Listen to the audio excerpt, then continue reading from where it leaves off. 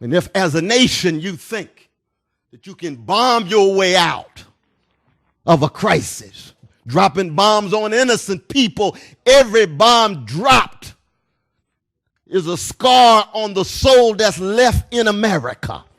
And the bombs that are dropped in Pakistan and Somalia and Yemen, they land in East Los Angeles. They land in South Central Los Angeles. And yes, they land in Pasadena too. It may not be as direct as you think, but sooner or later we're going to reap what we sow. Whatever we are doing today, we are going to pay it in full amount in the near future. I've come across another video from Dr. Cornell West. Very interesting video, very emotional video. I want us to watch this video. I will be back. But I'm going to be very brief because I'm here primarily for call and response. I'm here for critical exchange and dialogue. We need to pull from each other, keep each other accountable, answerable, and responsible. No one of us have a monopoly on the truth. And you can look at me and you know I don't have a monopoly on beauty. That's all right. I'm still my mama's child and my daddy's kid.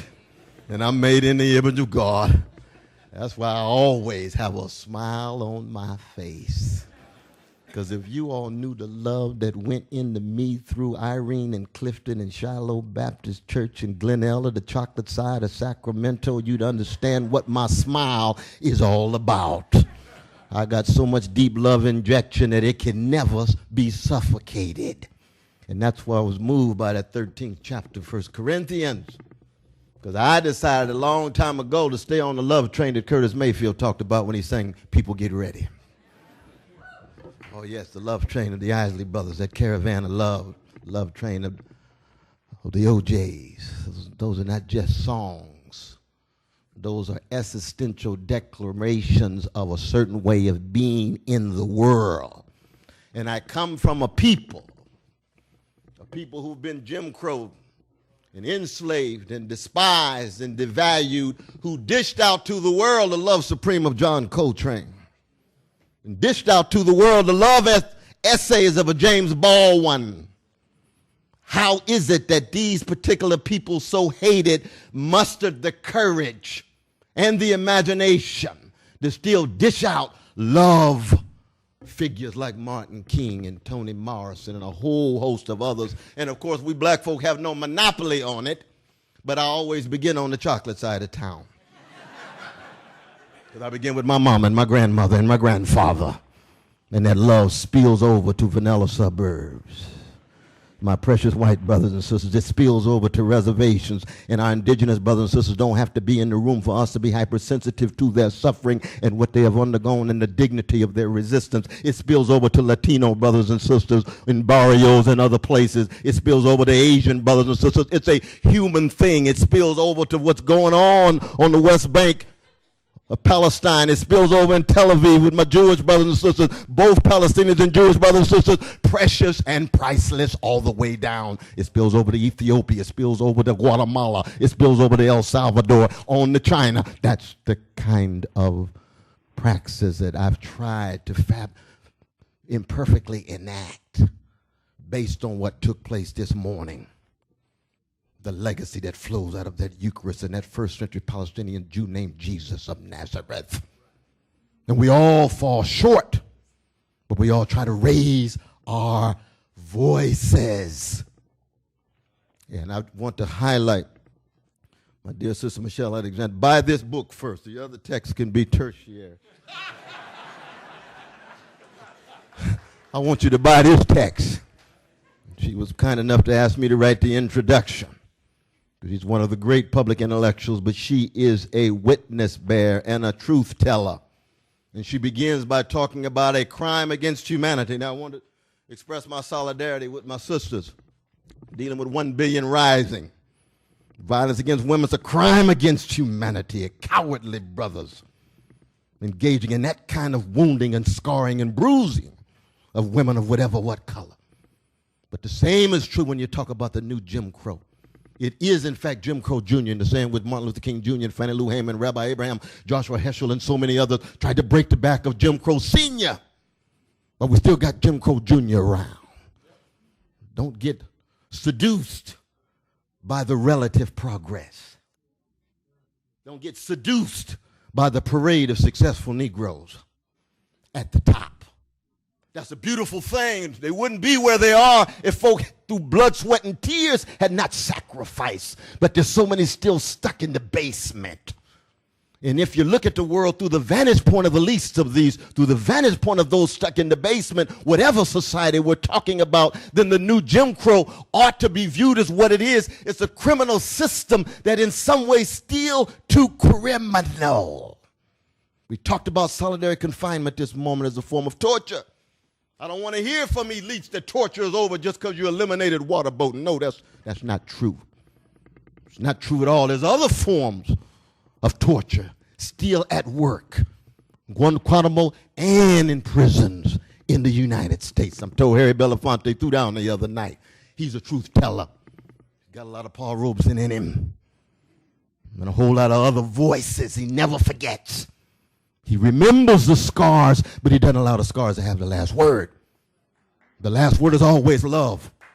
Oh, yes. The last word has to be love. Because if it's all just about analysis, if it's all just about appearance, then it's still sounding brass and tinkling cymbal. It's got to have deep love in it. It's not just about justice. The great Reinhold Niebuhr used to remind us what in it justice. That is only justice soon degenerates into something less than justice. Justice must be rescued by something deeper than justice. That's the love.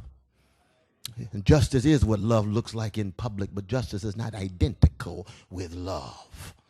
The love is that irreducible stuff that keeps spurting out no matter what circumstances.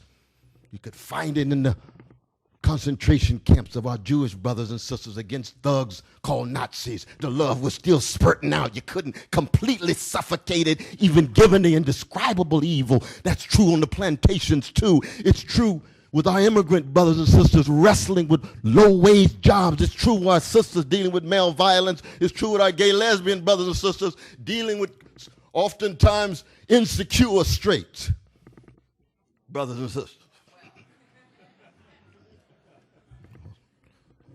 True with our precious elderly who oftentimes are cast in the net of invisibility as they're no longer as productive economically as they once were, but all of their wisdom and sagacity oftentimes push to the margins given our obsession with youthfulness, oftentimes too often identical with childishness. And not childlikeness. Sense of awe and sense of wonder. When you talk about the new industrial complex, you're talking about 2 generations nearly destroyed in black and brown poor communities, because it's not just mass incarceration. In many ways, it's class incarceration too. And everybody knows if it were happening at the same level among our middle class whites, it would be a major crisis in the culture. If it was happening among middle class black brothers and sisters, we'd have a different kind of black leadership. It wouldn't be invisible. Even our politicians would be leading the way. But that's not the case when it comes to our poor brothers and sisters of whatever color, but disproportionately chocolate. And the same is true in terms of our drones. Oh, you can't talk about the criminalization of a younger generation. You can't talk about torture as a form of militaristic response to behavior, punitive disposition toward behavior, without talking about the militarism abroad. And if as a nation you think that you can bomb your way out of a crisis, dropping bombs on innocent people, every bomb dropped is a scar on the soul that's left in America. And the bombs that are dropped in Pakistan and Somalia and Yemen, they land in East Los Angeles. They land in South Central Los Angeles. And yes, they land in Pasadena too. May not be as direct as you think, but sooner or later we're going to reap what we sow. Oh, sooner or later chickens will come home to roost. Sooner or later what's in the wash going to come out in the rinse. Don't think that somehow you can just live a life of evasion and holding at arm's length the evil and the narrowly ugliness that sister was talking about. Sister Rena was talking about, you see. No, we got to view the world turned upside down when all of us bask in the light of a dignity, hungry to be treated with a decency, no matter what color, what culture, what civilization, what sexual orientation, whether you are religious, non-religious, agnostic, or atheistic like my dear brother Bill Maher, who I love deeply, because he's on the love train. He just doesn't have a cognitive commitment to God talk. I think he's wrong about that, but that's all right. I got much to learn from the brother. We got our brother written classic on Richard Pryor. Where's our Richard Pryor brother? There he is. There he is. Can't wait to read your book. It's our artists who oftentimes are the ones we have to be attentive to. That last line of Percy Shelley's great revolutionary pamphlet of 1821, A Defense of Poetry. Poets are the unacknowledged legislators of the world. And he's not talking about versifiers. He's talking about all human beings who have the courage to muster the imagination and compassion to conceive of a different world, an alternative world, given the nightmarish world that we live in. You could do it through architecture, you could do it through painting, you could do it through music, but most importantly, you can make your life a work of art. You can make your life poetic. You can make your life prophetic. And you can make your life pietistic, understanding piety, not simply in a narrow, dogmatic, religious sense. Piety is the acknowledgement of your debt to those who came before and the way in which their love helped constitute you and the way in which their support and care for you constitutes a foundation for your move from your mama's womb to the tomb. So anybody who lacks piety has already fallen into this narrow American lie about being self-made. Oh, I did it all by myself, just me, my independent ego, my nomadic self. Oh, you birthed yourself too, I guess, too. Yeah, I worked it out 9 months. I won't tell you the secret. All of us dependent on antecedent mothers and fathers and grandparents and teachers and friends. And even when you're old as I am, when you have grandsons, I'm dependent on the younger generation. I need Lupe Fiasco to help preserve my sanity. I need Erykah Badu. I need voices from the dead like Janis Joplin, Carmen McRae, and Sarah Vaughan. As I said on many occasions, I was a gangster before I met Jesus, and now I'm just a redeemed sinner with gangster proclivities. I need help. And in talking about these crimes against humanity, it could be against women, it could be with our prisoners, it could be with our brothers and sisters in Pakistan, and Somalia, and Yemen. And it can especially be with our poor and working peoples. It can be with my trade unionists dealing with being demonized, especially teachers' unions, given the privatization of education. Standing with them.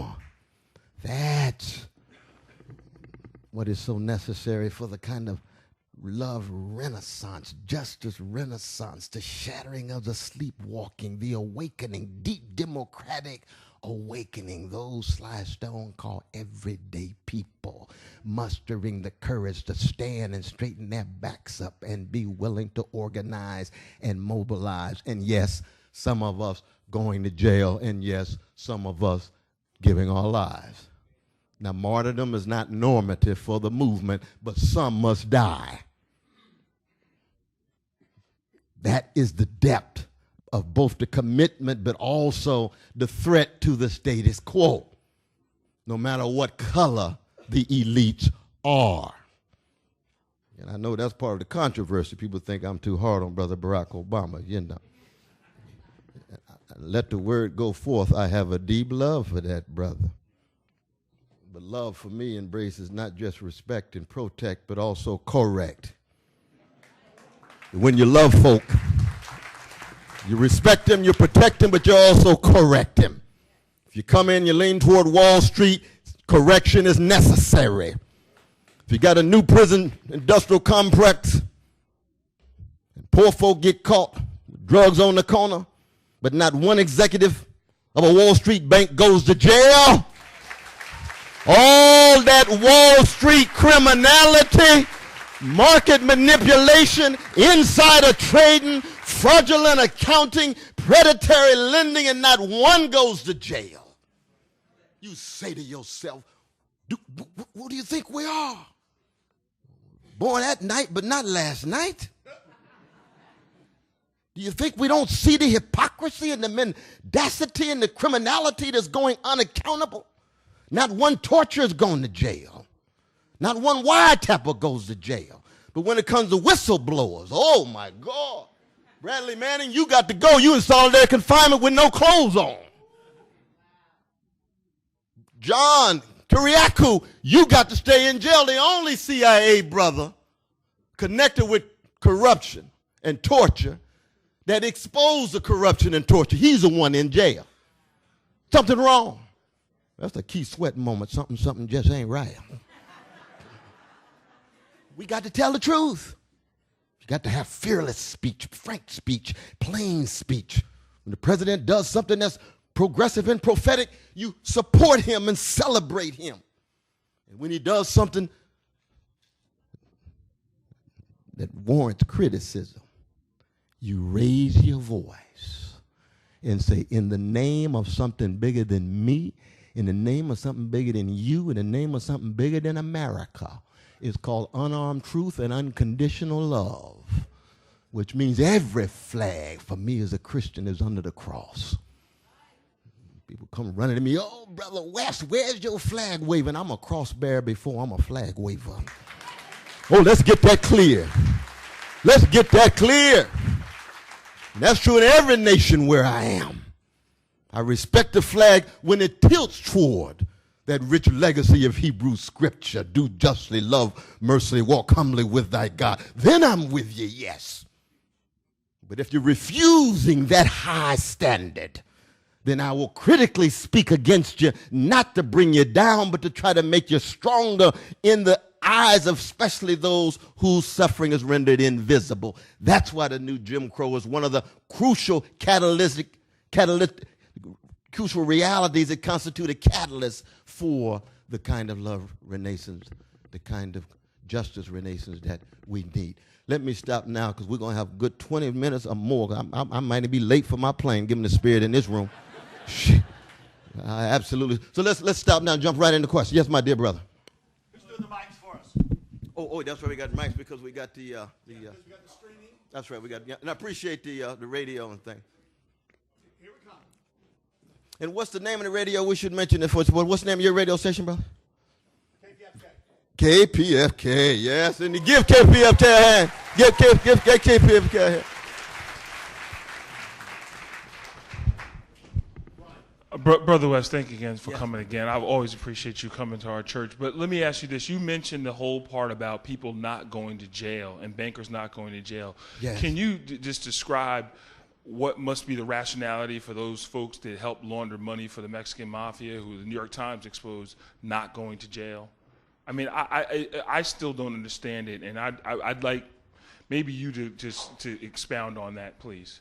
Well, it's a very good question, though. One, we've got to ask the Justice Department. We see that Brother Lenny Brower just resigned after that magnificent Frontline television show, The Untouchables. He was head of the criminal division that was supposed to engage in enforcement, at least investigation, of our Wall Street brothers, primarily brothers, not sisters. And they're still brothers because they're human beings. They just have a greed that's out of control sometimes. And we all do. It's not like we're just pointing fingers. We all got greedy proclivities. But we need accountability. And when you're at the top, being treated like a king or a queen and an oligarch and a plutocrat with no accountability whatsoever, that becomes the new norm. See, that becomes the new norm. So the obsession is the 11th commandment, thou shalt not get caught. And when you do get caught, just pay off the money. Pardon? They pay a little small settlement, a small slice of the money they made, and then never have to apologize. You see, and these are the same folk when they talked about poor people. Poor people need personal responsibility, and when you fail, you got to pull yourself up by your own bootstrap, because that's how America functions. You either succeed or fail based on what capacities and choices and judgments you have. But when they fail, $700 billion of welfare and $7.7 trillion of relatively free interest-free loans. Yet our students have to pay loans. Big loans with huge amounts of interest. But our bankers, the oligarchs and plutocrats of our day, like the kings and queens of 200 years ago, can get away with immunity.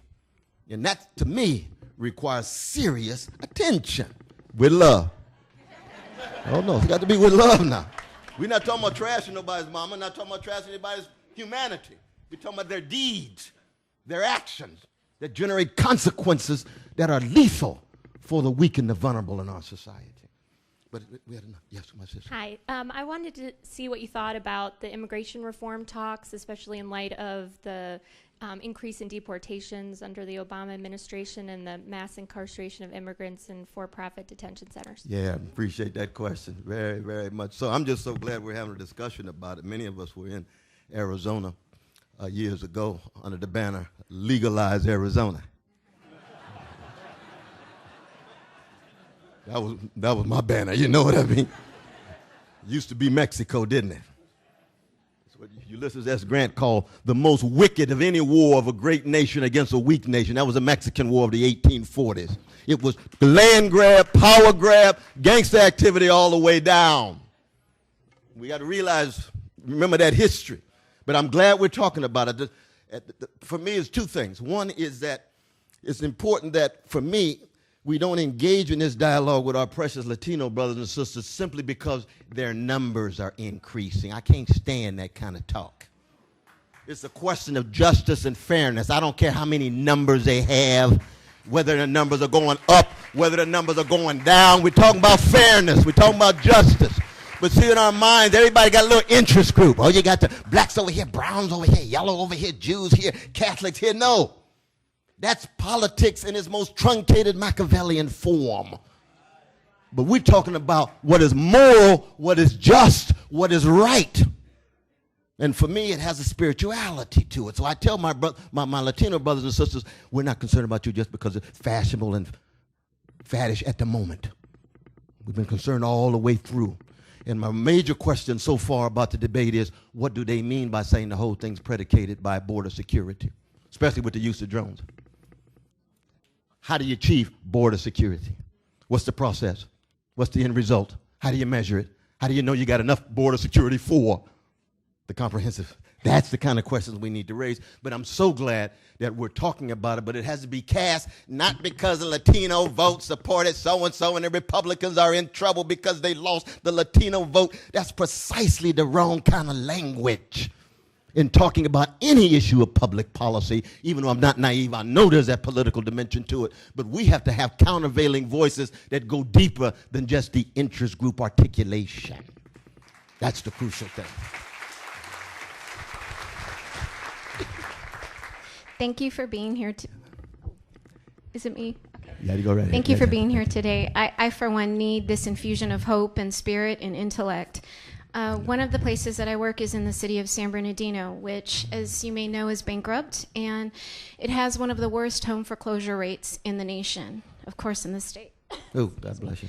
So as you talk about new Jim Crow laws, and as I think about social justice, to me, one of the most eminent things for us to be working on is how do we remedy this foreclosure crisis, particularly in the city of San Bernardino and in the state of California. And I was wondering what your thoughts were about the proposition that some have brought forth with the eminent domain and taking over the mortgages and giving them back to the people at reduced rates. Is that ethical? Is that social justice? Is that the right way to attack this problem, which I feel is just, it's really hitting the urban poor. It's hitting the poor, the disenfranchised very, very much. So thank you. Absolutely. No, I appreciate the question. And we got 20% of our citizens wrestling with being underwater when it comes to this foreclosure crisis and this housing crisis. I mean, one is that from the very beginning, I had wholeheartedly supported the bailing out of homeowners over the bailing out of banks. I mean, that should have been a priority, the same as it should have been a priority for jobs with a living wage rather than the bailing out of banks, because our banks need to be decentralized, downsized, and do something that what they used to do, which is lend. I mean, it'd be nice if the big banks would start lending again rather than speculating and trading and on the casino-like market and so forth. So that, but secondly, I don't have the answer because I'm not an expert when it comes to the details. It's a matter of priorities. If we make it a priority to target the plight of our fellow citizens wrestling with foreclosure crisis and the housing crisis, in addition to massive public and including private investment, my hunch is, given all the creativity and imagination and intelligence in the United States far beyond myself, including yourself, that we'd have a whole host of ways in which we can ensure that folk are not going under and could once again be able to stand up tall and say, this is a space that I can have some control over. So that it's a matter, for me, it's a matter of the priorities. But in terms of all the details, though, I don't want to stand here and act as if I'm some expert on the inside. But these budgetary crises in San Bernardino and other cities have so much to do, of course, with the money hemorrhage at the top. I mean, banks sitting on how much now? $3.4 trillion, $2.2 trillion offshore. And they're waiting for the next crisis. You know what I mean?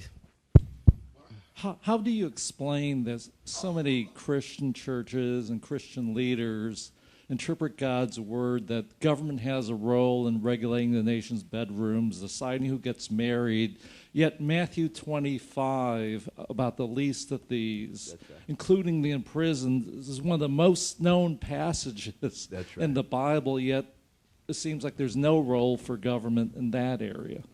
That's a wonderful question, though, brother. No, we human beings, we're something else. We are really something else. I mean, this is why the Beckett's and the Chekhovs and the Harold Pinters and the Lorraine Hansberrys mean so much to us. We need our artists to remind us of the tragic comic character in which we find ourselves. It's just so difficult for us to love our crooked neighbor with our crooked hearts. It's just, Auden is right. W.H. Auden is right. And so you had to continually point out the hypocrisy. You know, even our deep fundamentalist Christians, you know, they want to be fundamentalists about everything other than love thy neighbor as thyself. Want to be fundamental about that one. Focus on that one. Focus on that one. Because I am a fundamentalist Christian. I'm a fundamentalist Christian to the core when it comes to the love thing. You see, when it comes to the love thing. The word of God versus the words of God. And the word of God was in Jesus. Jesus was all about the love. And they tried to crush him. They tried to suffocate him. But the love kept coming through. It just couldn't completely be eliminated and erased. And I come from a people who people gave up on. Ain't no way these black folk gonna keep producing love folk, given the levels of hatred coming at them. They hate their bodies, hate the folk who look like them, hate who they are. Here come this love train, stronger than ever. Even stronger on the chocolate side, oftentimes than the vanilla side. And the vanilla brothers and sisters understood what was going on over there and said, ooh, I want to get in on that. That's some deep human stuff. We like that funk. We tired of this deodorized stuff over here. Oh, yes. And so the hypocrisy that you're talking about needs to be pointed out over and over and over again. Every generation, new challenges. We've got to... Yes, I teach middle school, and I teach middle school to the richest of the rich and the poorest of the poor. How Beautiful. do I bring this to the richest of the rich, to the poorest, to the poor, to the Jews, to the Christians, to the atheists. I got to bring it to all of them. Absolutely. How do I bring it to all of them? Beautiful question. No, because every child, no matter what color, is precious and priceless. The problem now is that we're in a situation where you all know that the children, the precious children, the top 1% are number one in the world. In which Finland as a nation is number one in the world. It's only when you introduce poverty and race we drop to 21. You see, so rich children get taught and poor children get tested. You see? Oh no, that's the truth. That's what we're talking about. You see? Look at Chicago, 684 schools, right?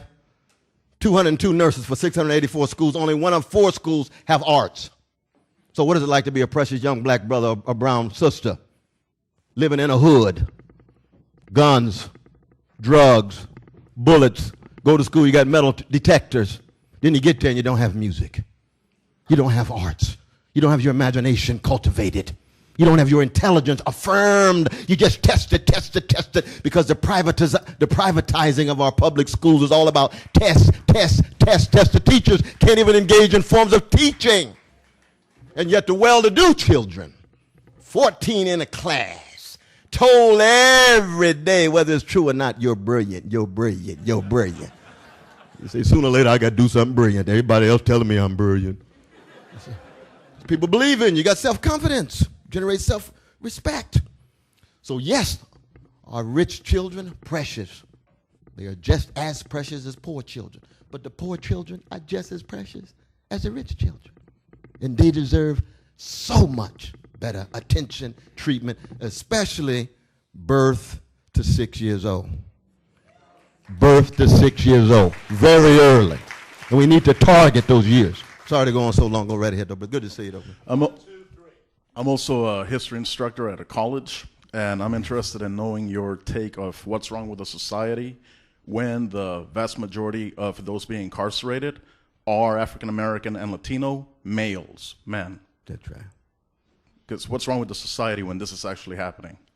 Well, it's real. One, of course, we know that, and Sister Michelle makes this clear, that we've got 13% of our black and brown brothers and sisters who fly high in the friendly skies frequently, who are involved in drug activity. 13% of white youth fly high in the friendly skies. 65% of the convictions are black and brown. That's what I mean when I talk about a criminal justice system that is in some ways criminal. It's deeply racist. Now, it's targeting the males, even though females are growing very quickly.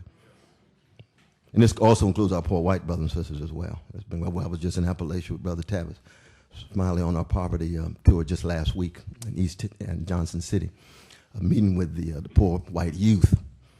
And they're escalating, but the intensity has been poor, black, brown, red in many ways too, but less urban spaces, males.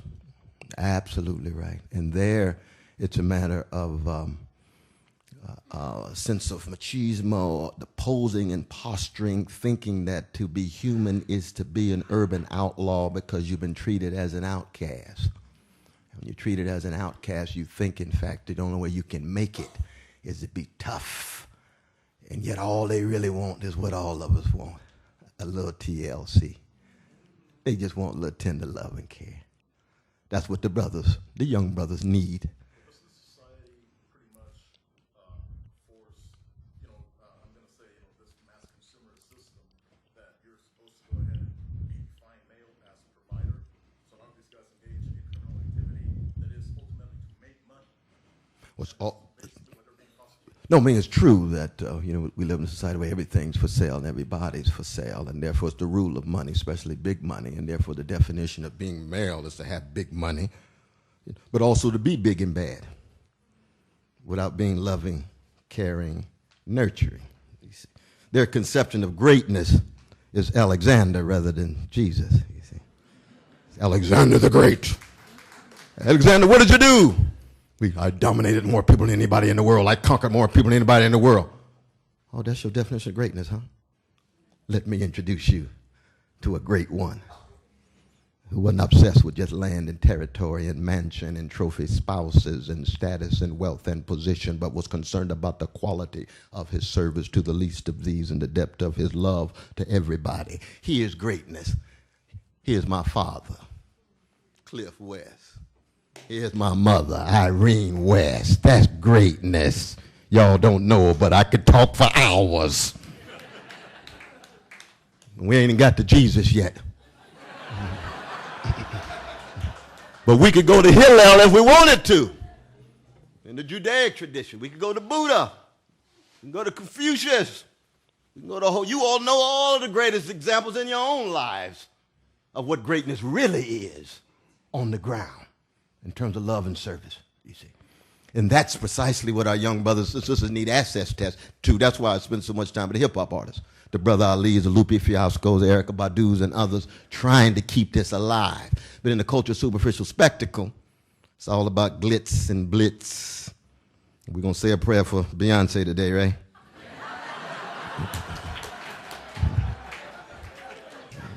Because she's talented, but when Aretha sang the song, it was on the real side, wasn't it? Oh, yeah. All right, we're going to take 2 questions and that's it, please. Your question and then your question, and then one answer. Yes, Cornell, thanks so much for being with us. A couple of weeks ago, you were on a very provocative panel on ending poverty in America that was moderated by Tavis Smiley. Newt Gingrich was on the panel, among others. And some of the takeaways included Newt's promise to engage Republicans in reaching across the aisle to Democrats and kind of walking a mile in each other's shoes in their respective districts. Another follow-on was Tavis working with you to coalesce national opinion around the upcoming budget negotiations and the fiscal cliff that continues to be postponed but will certainly become active in a couple of months. Can you share with us what the status is of those efforts that you're involved in and ways that we can help support a more intelligent thinking around the financial decisions that are going to significantly impact the poor and significantly impact social programs? No, appreciate yeah, absolutely, very, very briefly, though, appreciate the question. I mean, Brother Tavis is always bearing witness, television, radio, and so on. That was our 3rd iteration of the poverty tour. That was the end of it. Well, it actually was in the middle of it. I don't know where Sister Fudge, the new leader of the Black Congressional Caucus, whether she's been able to follow up with Brother Newt, but my hunch is both of them are going to continue to see whether they can work together. You saw my addition. I said when they get together, it would be nice if they come up with some strategies of trying to sever both parties from big money and the Wall Street oligarchs and corporate plutocrats, because both parties are tied in that way, very much so. You know, Democrats better than Republicans, but that's not saying a whole lot. Just not saying a whole lot, you know. Yes. Hi. I work with high-risk youth, and lately I've been watching young adults and juveniles get horrendous sentences in the court system with gang allegations you can't fight, and I'm talking lots of years. So I'm sort of looking for hope or policy leverage on sentencing, and then the rights that they don't have once they come out as a felon that is truly the new Jim Crow. They can't vote, they can't get a job. Any hope or a direction to send us on sentencing? Well, I mean, you constitute a living example of hope to the degree to which you refuse to give up and sell out and cave in. You continue to fight. You fight along with others. Always keep in mind it's never a question of quantity. It's a question of quality. Right? When Martin King called for the boycott in Montgomery, there were almost 100 black churches. How many black churches joined? 16. How come? The rest of them were scared. People get scared. And you understand why they're scared. And at that time, you end up lynched from a tree. But you say, no, I refuse to be scared. You're not scared. I can look in your eyes. I feel your spirit. You're not scared. I'm not scared either. But we need to hold on to one another because we can get crushed but not be defeated, because we got bounce back. And you know folk who are bouncing back just with you.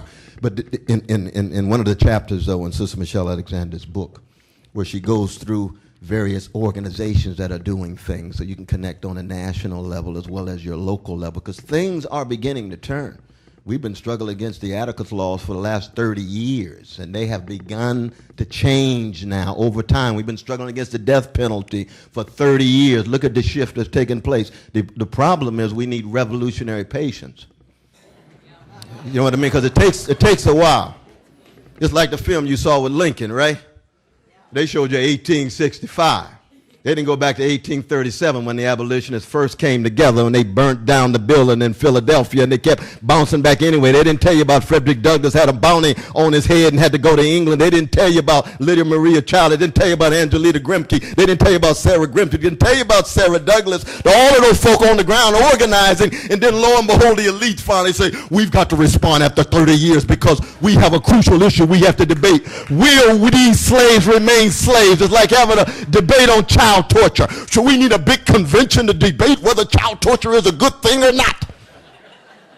That's what happened in 1865. We got to have a big debate on whether these people remain enslaved or not. Please. Please. What are we talking about? I know we got to run. I have mentioned this several times here about the reason I'm sharing all these old videos of some of the great civil rights activists in America or the Black American society, because today world, the modern day black men in America or the modern day successful black men in America is hardly for you to see most of them standing up against racism, standing up against discrimination, standing up against racial discrimination. So I'm trying to bring back all these great leaders with their speeches and the way they fought hard for the Black American society. That is why I've been bringing up all these great leaders from Minister Louis Farrakhan, from Dr. Cornell West, Minister Khalid Mohammed, and a whole lot. If you watch my channel, you will realize that I am bringing a whole lot, because you ask yourself today, who are our modern day Louis Farrakhan? Who are our modern day Cornell West? Who is our modern day Minister Khalid Mohammed? We don't have all these people anymore. Today, every successful black man only think of material things. They think of how to make money. They think of how to project their wealth on social media. They don't think about how to fight a system.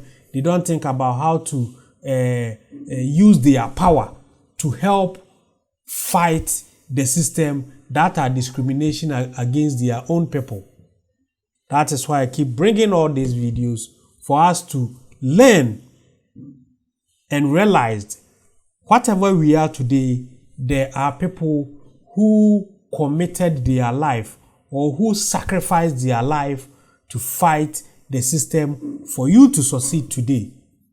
So please, subscribe to this channel and turn on the notification button, because I'm going to bring you a whole lot of videos that I know you are going to like. Because if you have watched up to this level, then you definitely love this video. So subscribe it. So till we meet again, my name is De-Graft Amoako. You can follow me on all social media platforms: Twitter, Instagram, Facebook, TikTok. You can find me there. Thanks for watching.